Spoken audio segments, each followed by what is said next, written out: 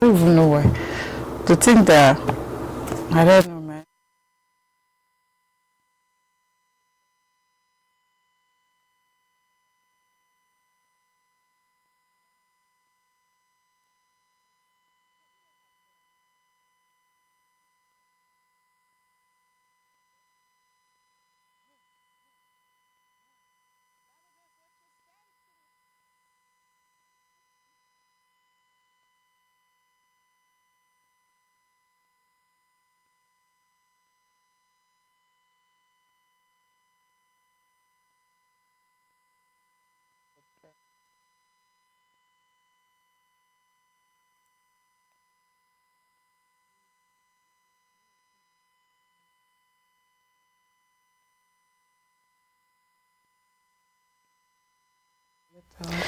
Top of the morning to you. Welcome to another edition of Idea Morning Digest right on Idea TV. The energy is so high today, Cynthia. The vibe is high. It is the season of Christmas. It's Christmas week already. Yes. So by Thursday, we'll be doing, we wish you a Merry Christmas to our Christian viewers. Christmas from now. Yeah, we're already saying it because it's the season and we're just here to make sure that season is enjoyable for you. At least we have more of our viewers now at home. We have our kids, we have our teenagers now locked in, enjoying what is happening around science, around technology, around entrepreneurship, because that's what we really are about here at Idea TV.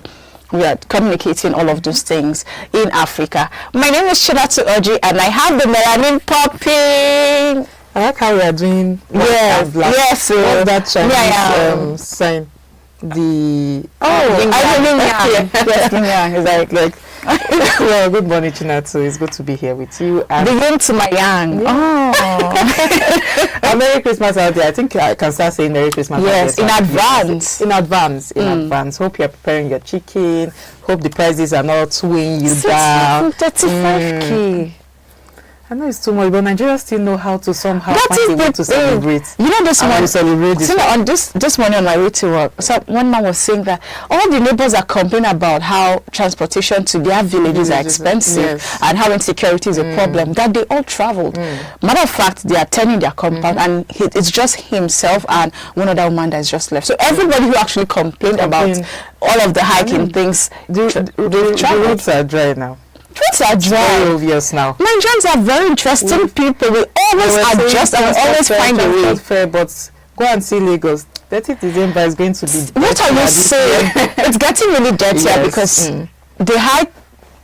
Many, these ride-hailing companies are charging exorbitant fees. I'm seeing people pay 62,000 naira in Lagos. People are paying 50. I think we should talk about that by 2 p.m. and it's on the news too. And of course, why is this happening? It's not like there's a hike in fuel or there's scarcity. Why are we experiencing that kind of surge in price? Well, before you think that we've started discussing the news, let's tell you the headlines that we'll be bringing. We start on a very good note. A win for Nigeria, a win for traditional medicine, a win for natural medicine, a win for Africa, as WHO, the first headline you'll be hearing is that WHO appoints Nigeria's NNMDA Director General as co-chair on traditional medicine. So we'll be seeing that, and then the next story is that FCCPC warns transport operators over roadside fare hikes. What we were just talking about. Yeah. And then the NCC warns TELCOS over poor network quality.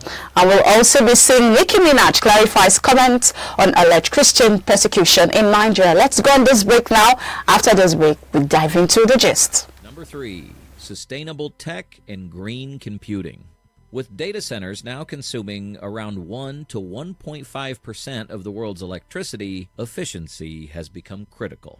Google, Microsoft, and Amazon are racing to power their data centers with renewable energy, while chip makers like NVIDIA and AMD are optimizing for performance per watt. Carbon capture startups are using AI to scale up efficiency, and researchers are designing fully recyclable electronics. In 2024, Microsoft announced it had achieved 100% renewable energy coverage for its global operations. By 2026, green computing will no longer be optional. It'll be baked into how the tech industry operates.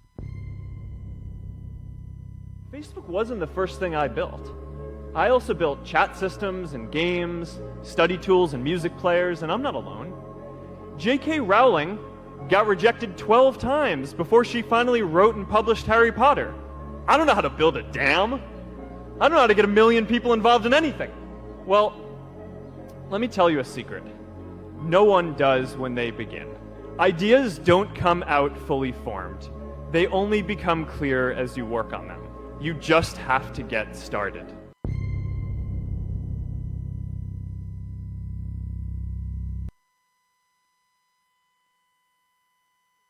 Number 6, digital twins for cities and industries.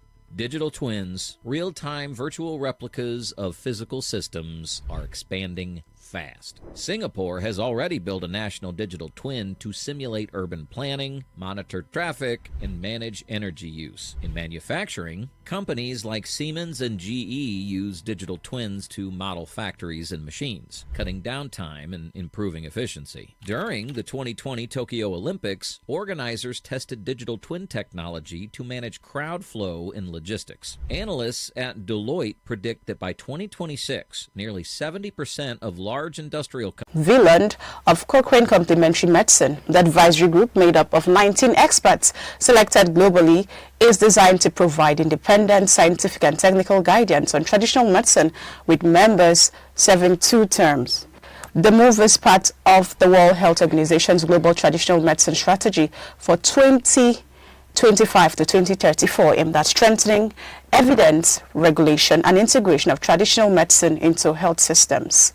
The group held its inaugural meeting last Wednesday in New Delhi alongside the second Global Traditional Medicine Summit, where priorities such as evidence generation, innovation, and capacity building were identified. Cynthia, isn't this a good news? Very good news. First of all, because we've had Professor Martins Emeje sit here in this studio and talk to us passionately about natural medicine. You can already just tell from the way he speaks about this thing that this is a core passion. This is something he's very interested in, and seeing Nigeria at that seat, not just as participant but as a chair, as a co-chair of that strategic advisory group. It's a win. I see it as a big win for traditional medicine, especially if you know who Professor Martins Emeje is, apart from the fact that he's very passionate about, pushing Nigeria at the frontier there. The goal and innovation that he has brought into traditional medicine, we see the news every now and then about the inventions, innovation around traditional medicine. So people are beginning to talk more about those works, and it's such a good thing to see. I can't even wait to see how his tenure as a co-chair, pans out in terms of innovation, in terms of ideas, in terms of inventions, in terms of policies. A lot of things can come out of this. But what do you think? I mean, I think it's a very big one for Professor Martins, for Nigeria, and for Africa, just like you've stated earlier. And it's a story that if you just look at it and read quickly, you just feel like, oh, it's another appointment. But no, to fix it with somebody who has noticeable, or 2 people who have noticeable, should I say, work in these fields. And I think this is a very symbolic and strategic move for Nigeria too, as well, because since Professor Martins came on board, he has been trying to, standardize and put traditional medicine on the global map for people to have that trust and believability, in it. But he just wants to remove that fear, and we are seeing it come into play that they're just saying, who is saying, let's stop pretending that this sector does not exist. This sector exists, and this sector, if only we can, regulate it, if only we can, start, regulating it properly, if only we can start leveraging and utilizing this sector properly. And this is what we are doing. So I feel like the timing at the end of the day matters. Very important that it's coming at this time when we are seeing a hardworking man trying to put this sector, on the global front. And then who is saying we recognize this effort, because who have a strategy too as well, for the global traditional medicine strategy that is going to run from 2025 to 2034, and that's like a 10-year period, and very important. It solely shows that this policy has come to stay, and 10 years is a long time. So I want to see what we are going to do in the space of this, knowing that Professor Martins Emeje is a working man. But then Nigerians just want to see how we can. I do not believe that Nigerians do not completely trust traditional medicine, We just want to see something that works for us. We just want to have trust in something. I believe with this we'll gain that trust. I like that you've pointed that out, because there's been a lot of stigmatization and a lot of brainwashing around traditional medicine. So much so that even in the modern healthcare system, you see, and I'm saying this from experience, because you'd hear some people in the hospitals tell people, do not take herbal medicines. They tell some people, do not do this, do not do this, because it is traditional. And so this is a win again, because this is somebody who is at both ends, as a pharmacist, as a traditional medicine expert. So what is going to happen is he's going to bring that innovation into the picture, and we'll now see how traditional medicine can be integrated into modern healthcare system. So that's, especially now that orthodox medicines are somehow very expensive. Very expensive. How many Nigerians can afford the orthodox medicines? How many of them?